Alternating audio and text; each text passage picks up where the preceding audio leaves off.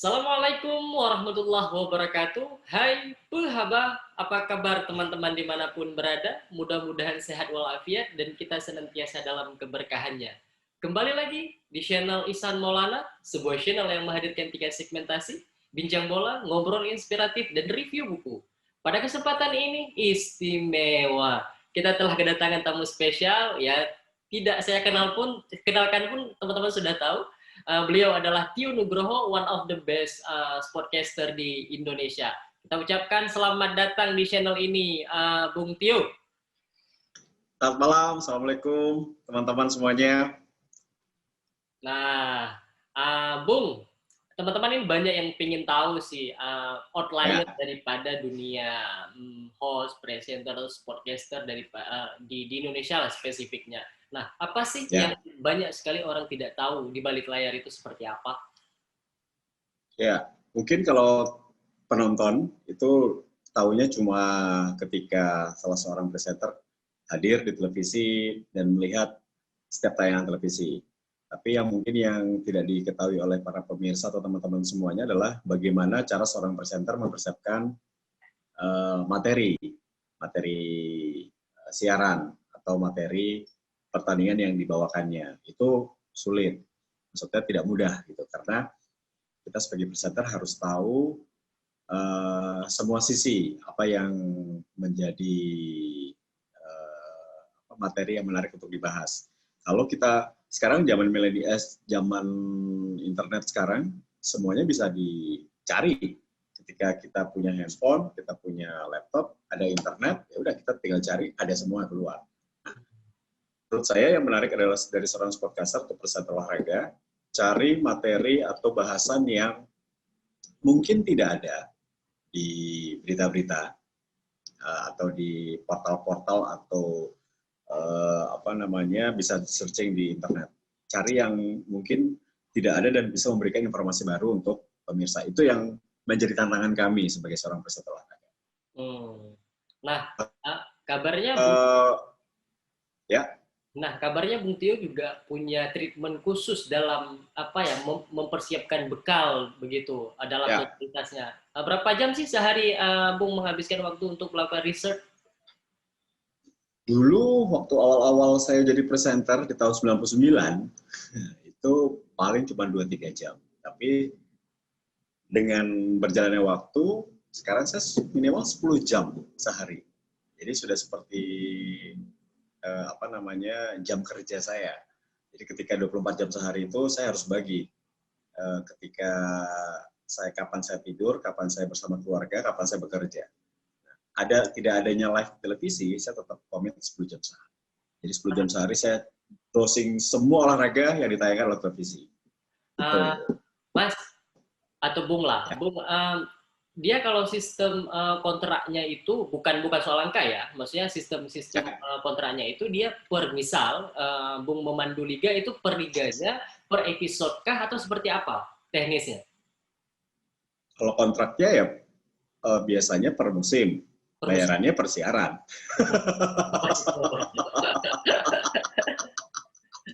Iya, jadi bayarannya per episode. Gitu. Tantangannya apa sih? Tantangannya itu, jadi gini, tantangannya itu menarik. Kita berbicara sepak bola aja ya, yang paling gampang. Saya bilang sepak bola paling gampang karena apa? Karena beritanya banyak, kemudian tayangannya banyak di televisi, jadi kita referensinya banyak. Nah, yang sulit adalah ketika membawakan acara atau olahraga yang mungkin seperti Olimpiade, seperti SEA Games, Asian Games. Nah, ketika kita membawakan acara olahraga berkuda, kita harus tahu aturannya, kita harus baca. Karena apa? Karena semakin sulit olahraga itu, jadi semakin banyak pemirsa yang ingin tahu. Kayak berkuda seperti apa, kita harus tahu ini kelasnya apa, nilainya dari mana, penilaiannya seperti apa. Kemudian renang itu ada kelas apa aja, atletik harus apa aja.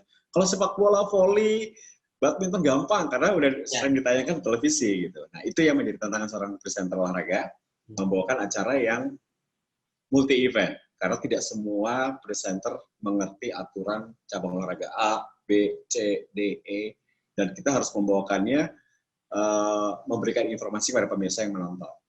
Nah, kemudian Bung, gini, kan kontestasi dunia perhosan sepak bola di Indonesia kan lumayan ketat nih, apalagi akhir-akhir ini gitu. Nah, menurut Bung Tio sendiri, selain soal attitude, pengetahuan, vokal, dan jam terbang itu, apa sih yang akan menjadi nilai lebih seseorang itu dipilih dalam sebuah program? Kalau saya orang yang tidak terlalu suka dengan apa ya, kalau orang bilang presenter tuh harus ganteng, harus cantik, saya tidak. Kalau olahraga itu lebih ke pengetahuan. Jadi kalau kita mau bertahan di industri ini, bertahan dengan persaingan yang ketat, kita harus punya sesuatu yang berbeda. Kalau saya selalu yakin dengan kemampuan saya, seperti anytime pasti saya akan ditelepon televisi atau akan dipakai orang karena saya punya kemampuan itu. Nah, sekarang presenter yang ada di televisi sekarang ini tidak semuanya menguasai banyak cabang olahraga. Of course. Kalau saya, mostly hampir semua cabang olahraga yang ditayangkan di televisi saya kuasai. Selain hobi, saya juga suka gitu. Itu untuk kebutuhan pekerjaan saya. Dulu saya tahun 99 saya siaran, saya masih main sinetron, saya masih banyak kegiatan di entertain. Ketika 2006 waktu Piala Dunia Jerman 2006, saya memutuskan untuk meninggalkan sinetron, meninggalkan hal-hal lain untuk fokus di presenter. Nah, di situ saya sudah paham bahwa oke, saya harus total di olahraga, saya harus kuasai semua cabang olahraga. Karena kalau presenter olahraga harusnya semakin tua semakin mahal. Semakin kita menguasai banyak cabang olahraga, itu berarti semakin banyak kemungkinan kita dikontrak oleh televisi. Yes. Dan alhamdulillah saya masih bisa bertahan hingga 2020 ini. Berarti boleh dibilang nih, Amin ya, Amin berarti salah satu kandidat kuat untuk jadi host di pertelevisian Indonesia untuk Olimpiade ke depan, Bung Tio lah. Amin. Amin. Amin. Ya. Tapi menarik sih sebenarnya soal kita menguasai ya apapun itu ya teorinya sederhana ya, kapasitas itu nggak bisa bohong pada akhirnya dan kita akan terseleksi dengan sendirinya begitu. Atau pendek kata mungkin contohnya saat Asian Games, SEA Games kemarin dulu saat ada olahraga pentakiu dimainkan pertama kan banyak orang tidak tahu saat itu kan. Nah, itulah sekilas itu sekilas highlight lah. Nah, kita kembali lagi ke sepak bola. Bung sendiri, apa yang kemudian membuat Bung Tio itu lebih fokus terhadap sepak bola, padahal kan juga ada main film, sinetron gitu. Karena passion kan? Sebetulnya dilarang dulu. Jadi gini, dulu 2004 itu saya puncak-puncaknya main sinetron. Jadi ketika saya mulai main sinetron tahun 2000. Tahun 2004 itu saya udah sibuk banget sinetron. 2004 itu sampai 2006 saya mungkin nggak pernah pulang ya, maksudnya nggak pernah lama di rumah karena selalu syuting terus setiap hari.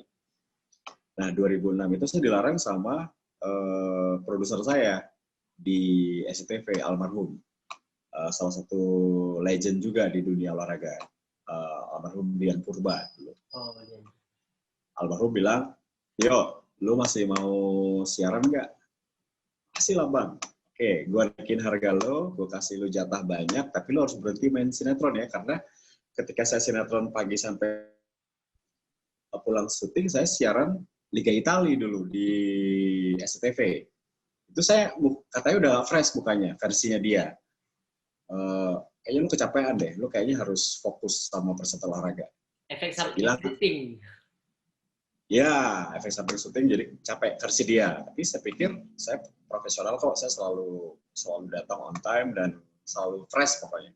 Tapi dipikir-pikir, benar juga nih, almarhum bilang seperti itu. Dan dia menawarkan, saya naikkan gaji kamu, saya kasih kamu program yang lain, kamu berhenti main sinetron mau nggak?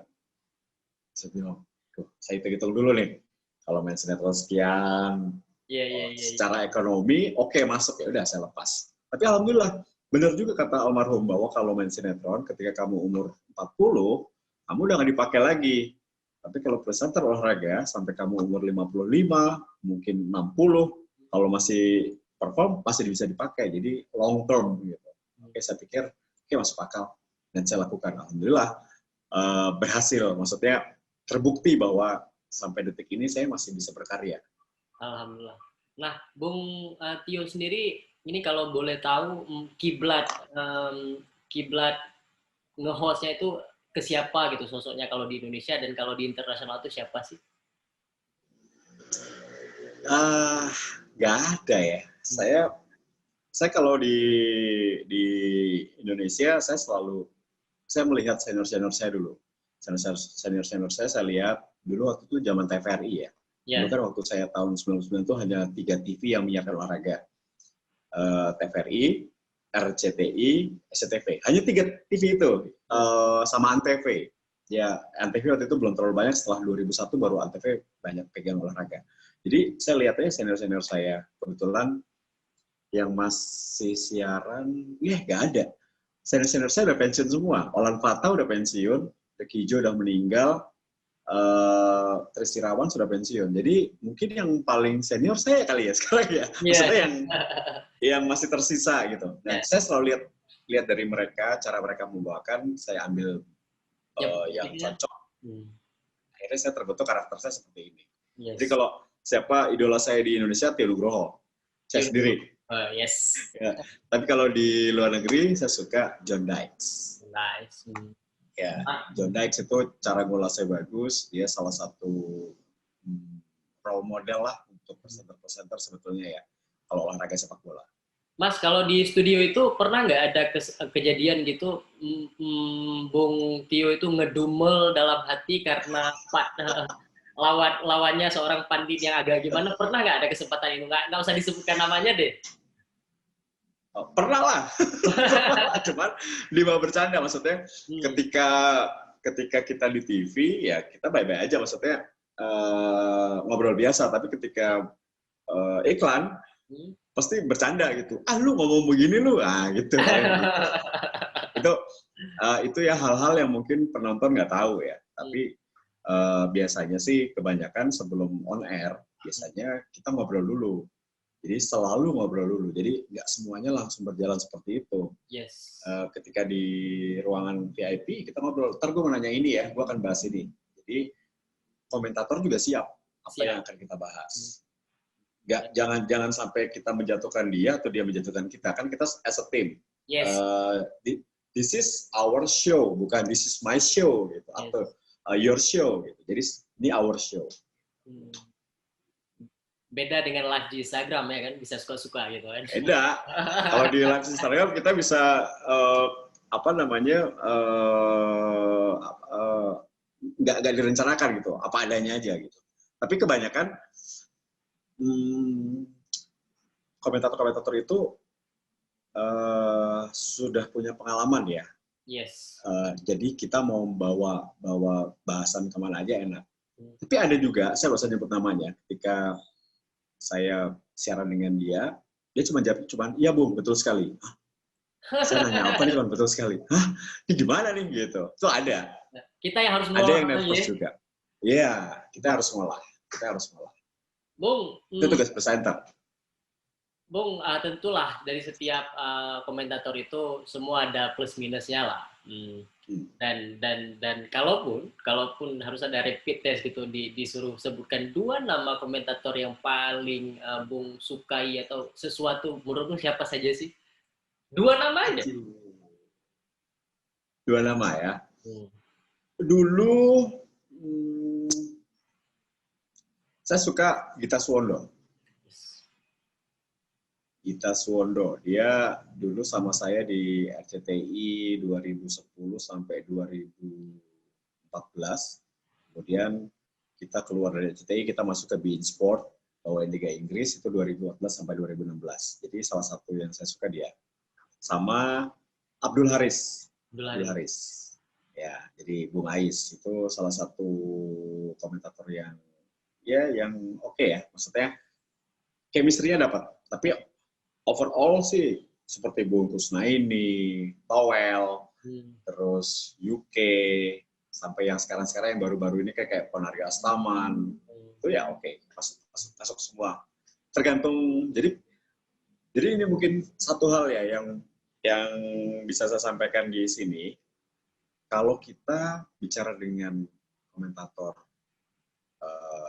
bekas pelatih atau bekas pemain, pertanyaan kita jangan gosip, jangan mengenai data, jangan. Kita harus tanya taktikal.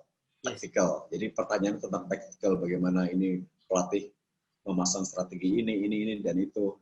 Kalau wartawan, kita nggak boleh nanya taktikal karena mereka bukan praktisi, mereka database. Ya, masa saya siaran dengan Bung Kusnandi saya nanya, gimana Bung, 4-4-2, apa yang akan coba dilakukan?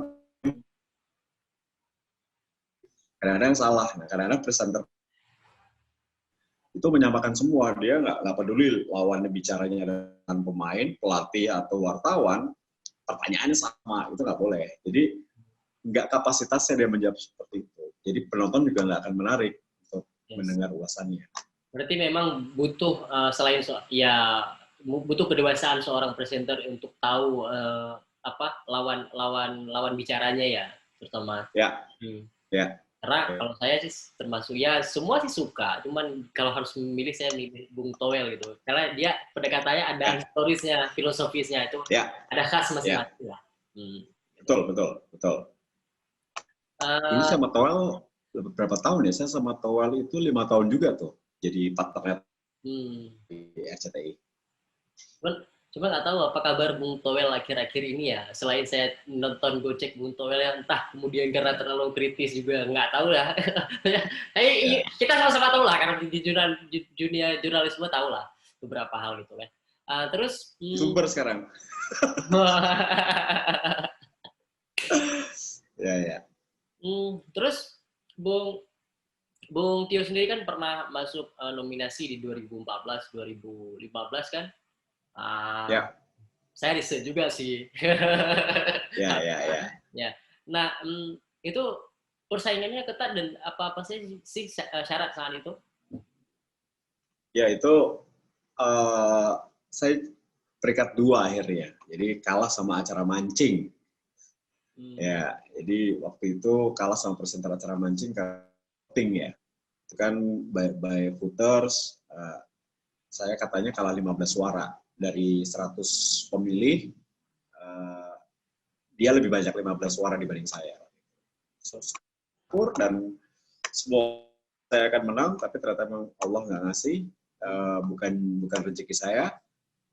Tapi buat saya kebanggaan ya, karena saya bisa bersaing dengan seperti Jepang, Korea, Asia Tenggara, sampai Australia waktu itu ya.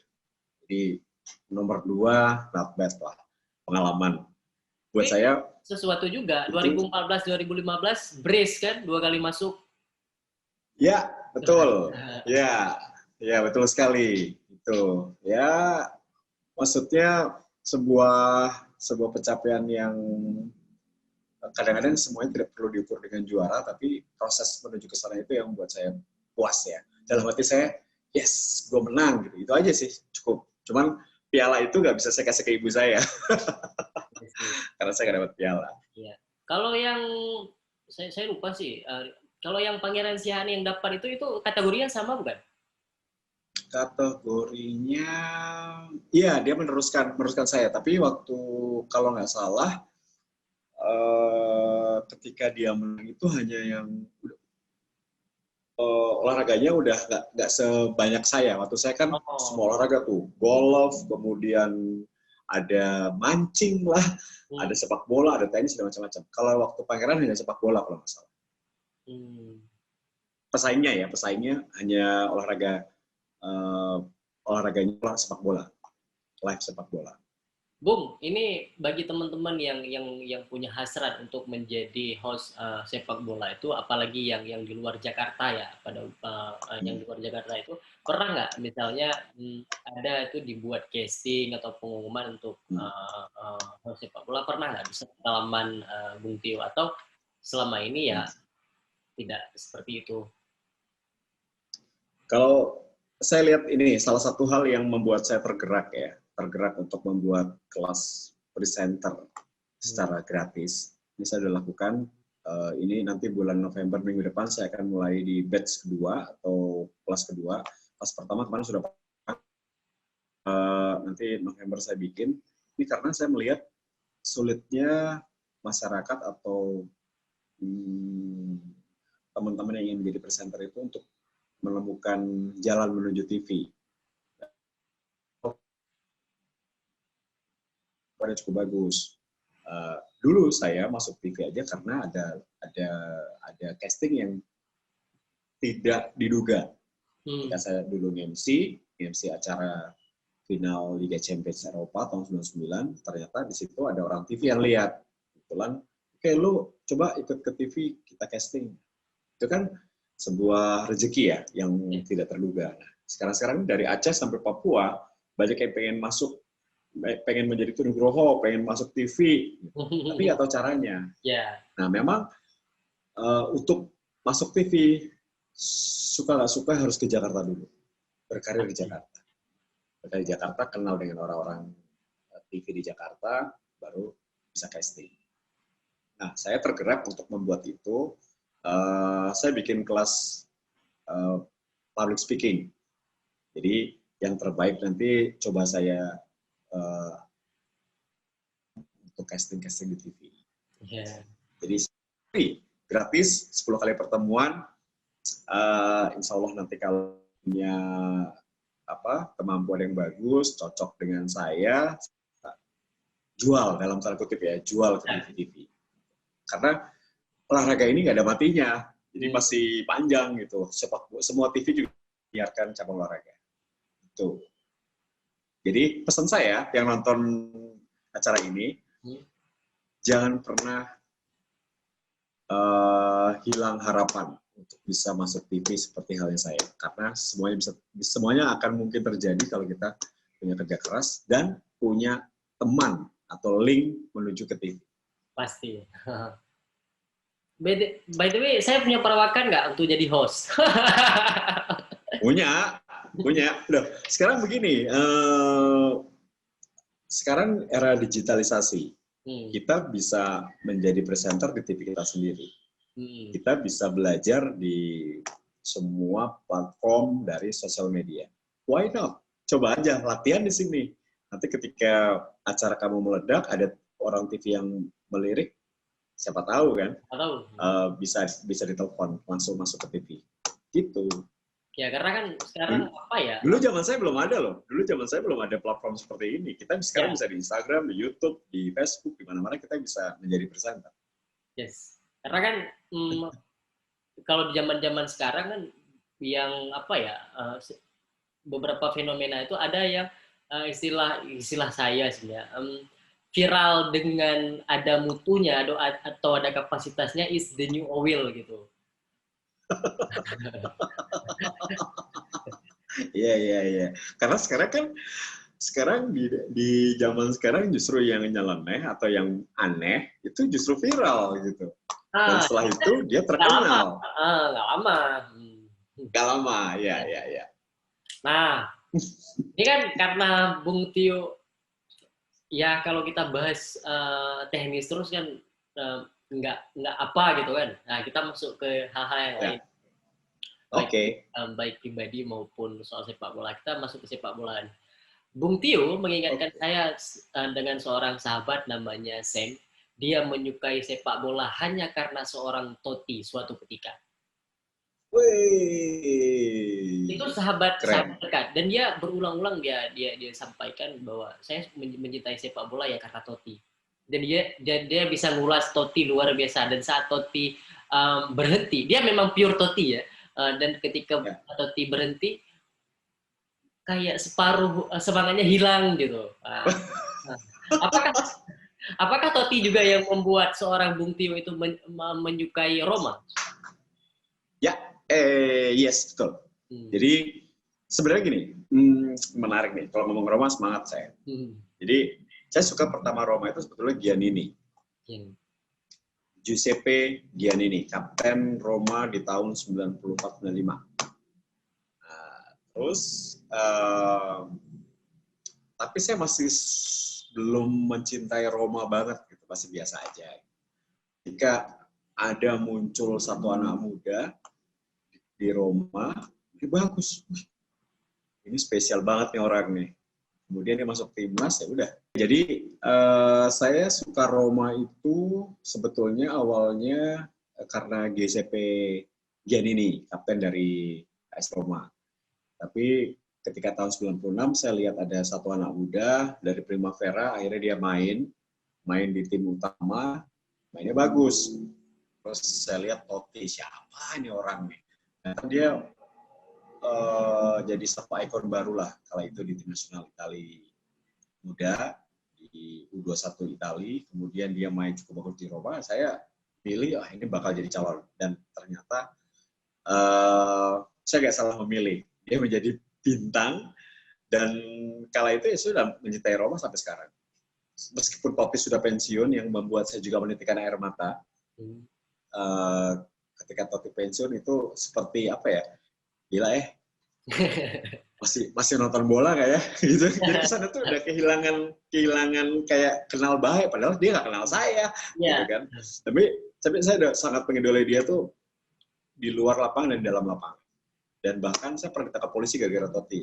Oh iya? Gara-gara Totti juara. 2001 waktu juara, waktu apa namanya, AS Roma Scudetto, saya muter bundaran HI Jakarta, bawa bendera Roma, nggak pakai baju, pakai celana doang, gitu. Ditangkap polisi, waktu itu 2001. Saking senengnya merayakan Roma Scudetto, tapi disuruh pulang lagi. Udah pulang, jangan bikin rusuh di bundaran HI. Jadi saya muter bundaran HI itu pakai bendera AS Roma. Itu kejadian nyata tuh, 2001. Untuk kontestasi Roma sendiri di tahun 2020 ini bagaimana sih dari kacamata seorang Tio Nugroho? Roma setelah kehilangan Totti, kehilangan De Rossi, masalahnya adalah leadership. Jadi tim ini berganti presiden, berganti pelatih, tapi tidak bisa leadership di lapangan. Ini yang membuat Roma susah bersaing.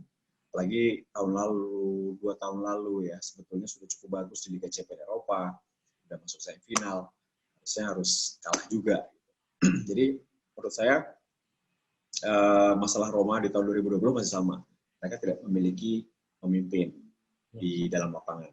Tapi tahun ini lebih bagus daripada tahun lalu karena Fonseca sudah menemukan materi pemainnya dengan sangat bagus meskipun masih mengandalkan Edin Dzeko di depan. Tapi ini materi pemain muda di belakang dan di lini tengah ini cukup menjanjikan. Untuk Scudetto belum, tapi untuk masuk zona Liga Champions Eropa lagi tahun ini saya yakin Roma masih bisa masuk 4 besar.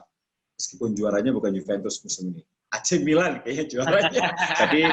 tapi Roma ada di 4 besar. Juventus, maaf ya Juve, udah 9 kali bosan, jadi harus ganti yang lain. Kayaknya Milan juara, Roma 4 besar lah.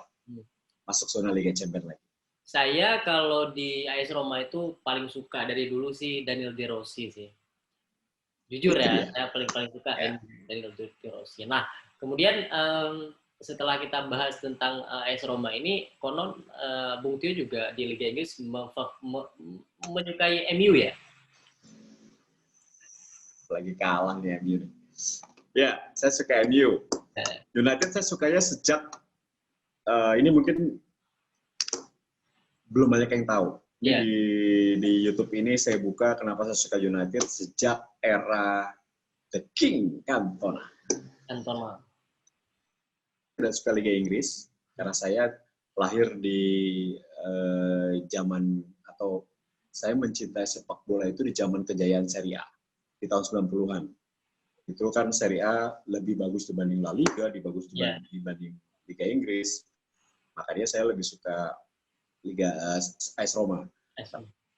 Liga Inggris itu saya mulai suka tuh. Kan dulu kan cuman passing, lari. Cepet banget mainnya gitu. Indah-indahnya, sedangkan main bolanya itu indah gitu, kayak Persiraja Banda Aceh. Indah. Ya, sayang sekali tidak banyak TV juga yang menyiarkan dulu kan. Dulu Liga Inggris kan tidak semahal Serie A. Jadi saya suka United itu ya mulai zaman apa namanya Eric Cantona. Menurut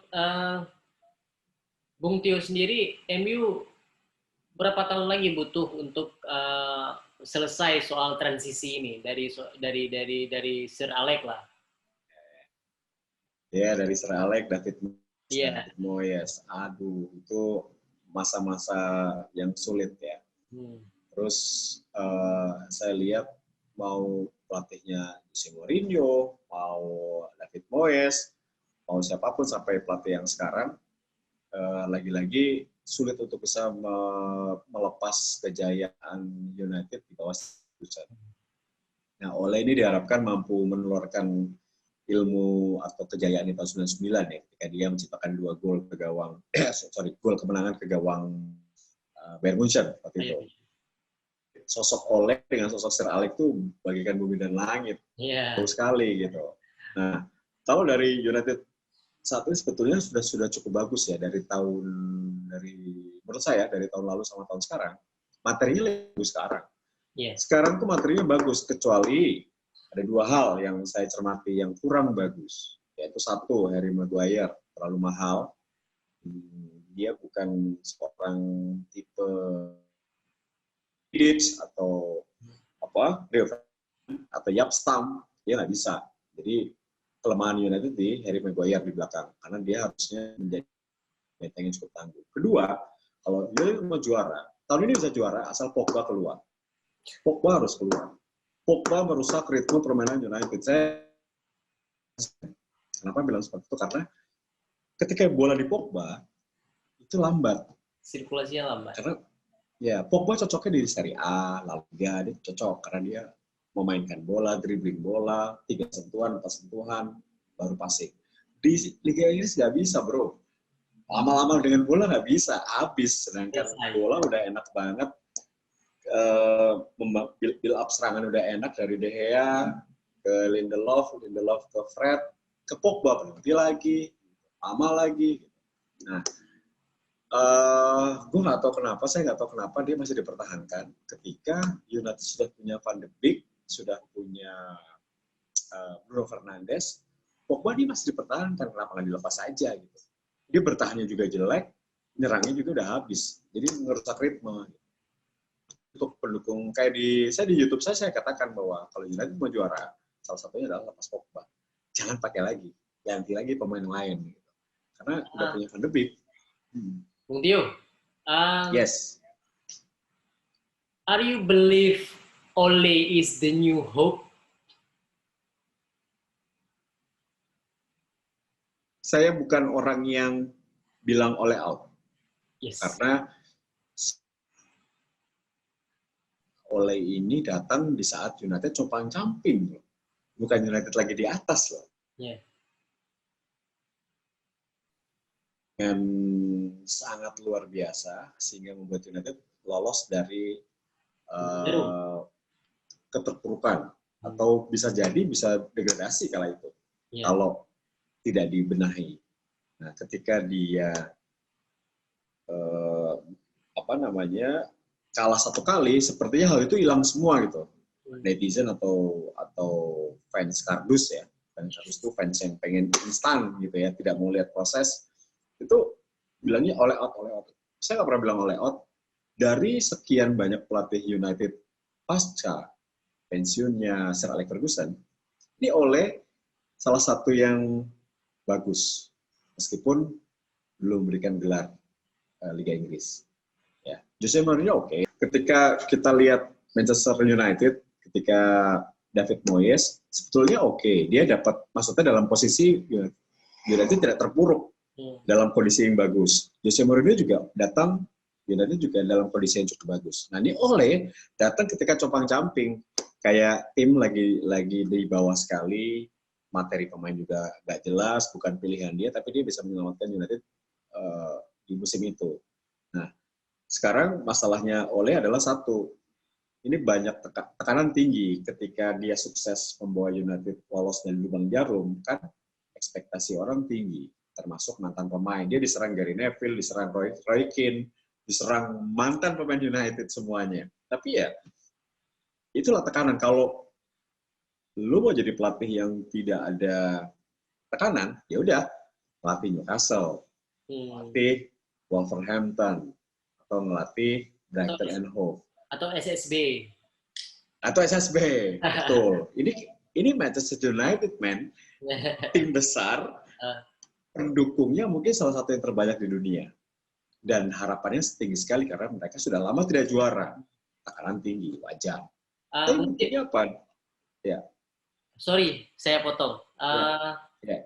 Sebelum pilihan itu dijatuhkan kepada Ole, untuk seorang Tio Nugroho sendiri punya pelatih favorit nggak yang ingin melihat menukangi MU saat itu?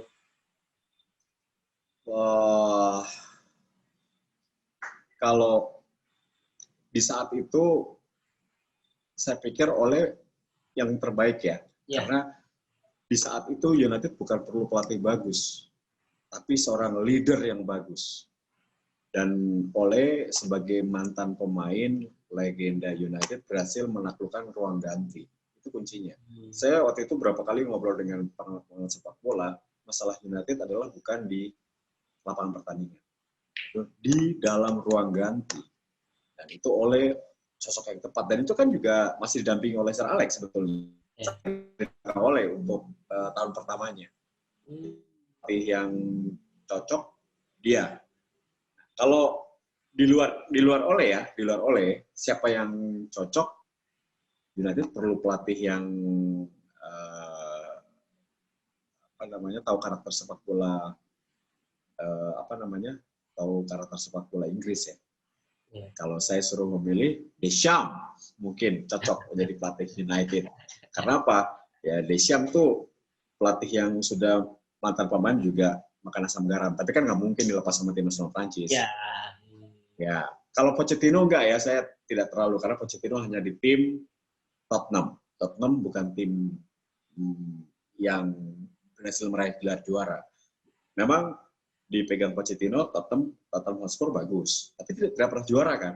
Sedangkan ini tekanannya tinggi banget. Jose Mourinho aja bisa mental, apalagi Pochettino gitu. Saya bukan mengecilkan Pochettino ya. FYI, for your information, kalau ngomongin Liga Inggris, kita rival sebenarnya. Saya Liverpool. Liverpool nih. Ini saya boleh bahas Liverpool sedikit? Boleh. Liverpool, role model yang harus dicontoh oleh tim-tim Liga Inggris saat ini. Liverpool, kedatangan Jurgen Klopp, mendatangkan pelatih yang hebat. Jurgen Klopp bukan yang pelatih hebat ya. Dia pelatih yang membangun sebuah tim. Nah, Liverpool tuh sabar. Kalau sabar, kan nggak langsung datang juara. Dia butuh 3-4 tahun untuk membangun. Eropa, juara dunia, juara Liga Inggris. Ini mimpi semua pelatih. Makanya saya bilang hebat, salut sama Liverpool, sama Jurgen Klopp. Dia datang membangun tim, membawa sport science yang bagus. Itu dari Bayern Munchen dibawa. Itu semua udah dipikirkan matang gitu. Dan itulah sepak bola modern.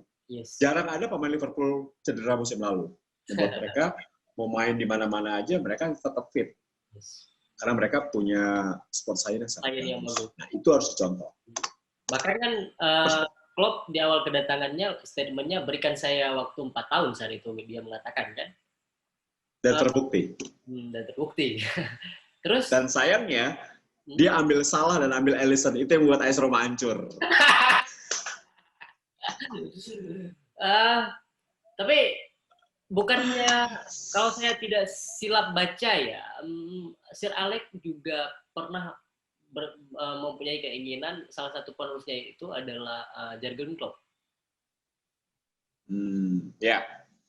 Waktu Jurgen Klopp sukses bersama dengan Dortmund, ya itu memang sempat dikatakan, tapi kan itu Klopp belum mau keluar dari Dortmund ya. Sampai akhirnya memang rezekinya Liverpool, tapi emang cocok sih.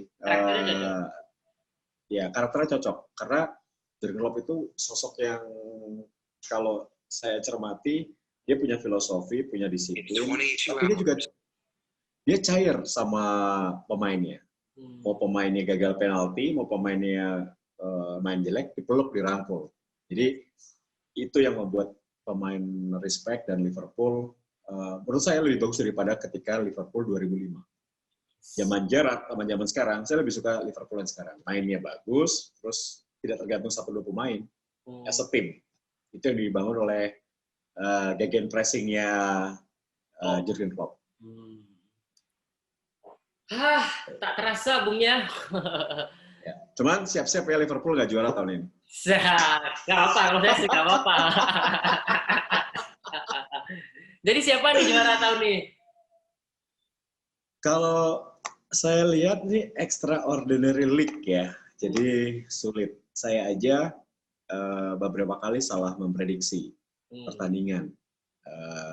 Ternyata itu pembicaraan dari beberapa komentator di lingkungan saya, itu juga pada salah semuanya, karena memang kita sulit banget memprediksi situasi saat ini ketika home and away serasa away serasa home serasa tidak ada penonton. Jadi home kadang-kadang juga nggak ngaruh. Kedua, COVID-19. Ini ada pemain COVID harus tidak bermain, mempengaruhi tim. Terus jadwal sangat padat. Jadi ini akan sulit sekali untuk menebak siapa juara. Tapi dari feeling saya, juaranya bukan Manchester City, dan juaranya bukan Liverpool. Ya. Kayaknya bukan United juga ya, bukan United juga loh. Ini jadi seru menurut saya. Tapi kalau Liverpool bisa juara lagi hebat. Mudah-mudahan lah ya, tapi saya juga nggak yakin sih sebenarnya. Karena apa? Karena Liverpool sudah juara semuanya. Dia udah dapat Piala Dunia, udah Piala Eropa, udah Liga Inggris, udah semuanya. Jadi kadang-kadang tidak bisa berulang kali untuk mendapatkan itu semua. Ya. Nah, ini sih mungkin sebagai penutup ya.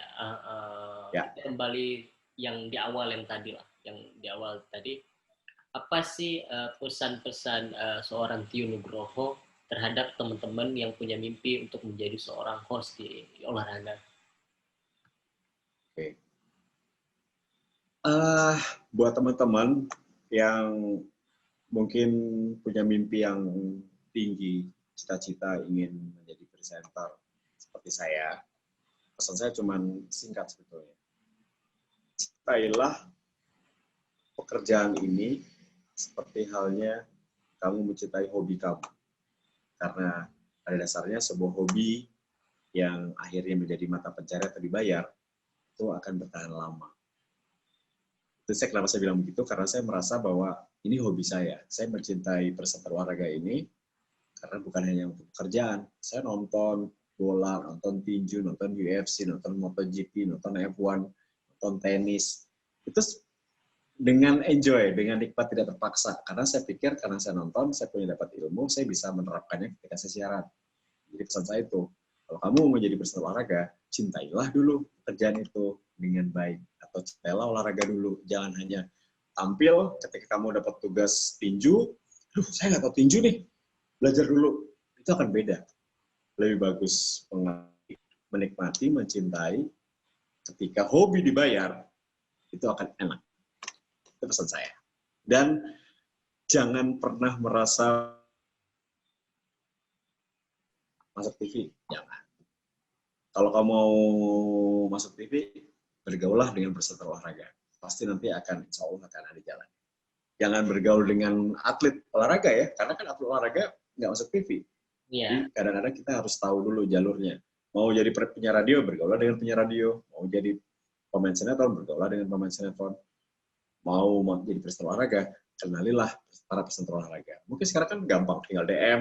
Kalau dibalas, alhamdulillah. Kalau nggak dibalas, ya coba lagi.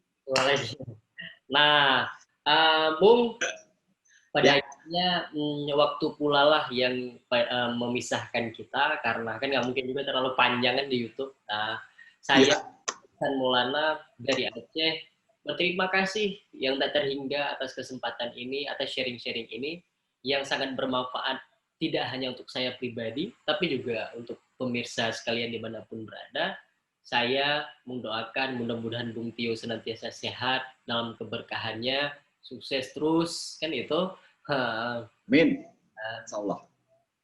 Terima kasih atas segala perhatian. Bila Anda menyaksikan bincang bola kami pada hari ini, pada kesempatan ini menginspirasi, silahkan tekan tombol like, share, and comment. Tapi jika pun tidak fair, silahkan tekan tombol dislike.